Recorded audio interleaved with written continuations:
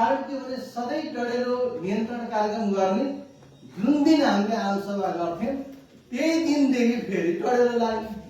हाम्रो काम कतै प्रत्युत्पादक भयो कि भन्ने हामीलाई डर लाग्यो। त्यसकारण यसपालि हामीले अलिकति फरक मोडालिटी प्रयोग गर्यौं।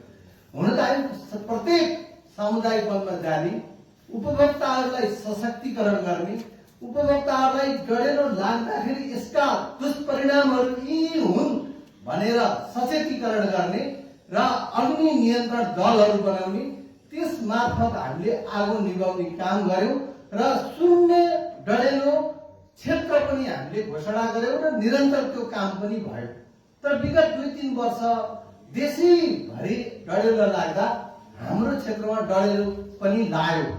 त्यो यथार्थ कुरा हो र त्यसकारणले डढेलो लाग्दाखेरि हाम्रो क्षेत्रमा असर पुग्यो र अहिले हामीले मैले किन 10 गजा भने फुटोल क्षेत्र हामीसँग नजिक छ। तलतिरबाट आगो आउँछ। त्यो आगो आउँदाखेरि हाम्रो चुरे क्षेत्र, त्यसमा पनि पहाड क्षेत्र त्यो निभाउन नसकिने, अग्नि रेखाहरू बनाउन नसकिने, बनेका अग्नि रेखामा सरसफाई गर्दा पनि डढेलो नियन्त्रण गर्न नसक्दा पीडा भयो। अर्को महत्त्वपूर्ण कुरा के भयो भने अहिले बस्तीहरू उजाड बन्न लागे, मानिसहरू बसाइ सर्न लागे, गाउँमा मानिसहरू छैनन्। हिजो 22,000 जनसङ्ख्या भएको तिराङ गाउँपालिका 78 को जनगणना अनुसार 17,777 छ। अब आफै विचार गरौँ, अहिले जंगल हामीले झाडी सरसफाई गर्न पनि सक्ने अवस्था छैन। किर्नाहरू छ। गाउँमा जाँदा घाँस काट्न जाँदाखेरि सबै कानमा नाकमा किर्ना बसेर ENT डाक्टर यहाँ पैसा बुझाउनु पर्ने अवस्था छ।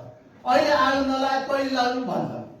समस्या यहाँ छ कि हामीले त्यो किर्ना निकाल्ने पैसा दिन सकेका छैनौँ। च्याउको कुरा यी घाँस पलाउँछ भन्ने कुरा त पुराना कुरा भयो। अहिले नयाँ नयाँ समस्याहरू आउँदाखेरि ती कुराहरू गर्न सक्दैन। हाम्रो तिनीहरू पर्यटकीय अहिले प्रदेश सरकारले पनि कृषिमा, पर्यटनमा र उद्योगमा ध्यान दिइरहेको छ। त्यो कृषि पर्यटन, उद्योग पर्यटन अथवा पर्यटकीय गन्तव्य तिनाउ, रानी झरनाको कुरा होस्, भूतखोलाको झरनाको कुरा होस्, हामीले आम्दानीसँग जोडेका छौँ। 2068 सालमा हामीले त्यहाँ दार्जिलिङ मिनी महोत्सव